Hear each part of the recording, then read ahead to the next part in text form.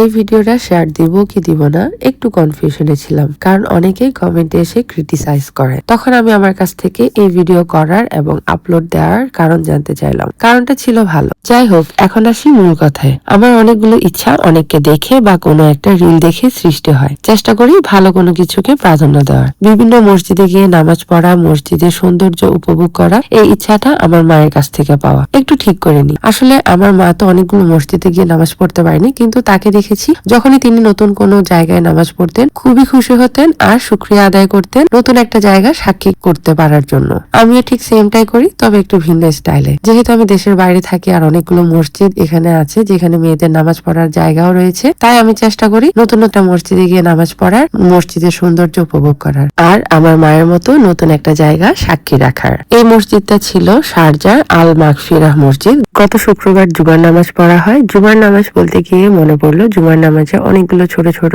নতুন জিনিস আমি শিখেছি, সেটা আপনাদের সাথে নেক্সট ভিডিওতে ইনশাআল্লাহ শেয়ার করব।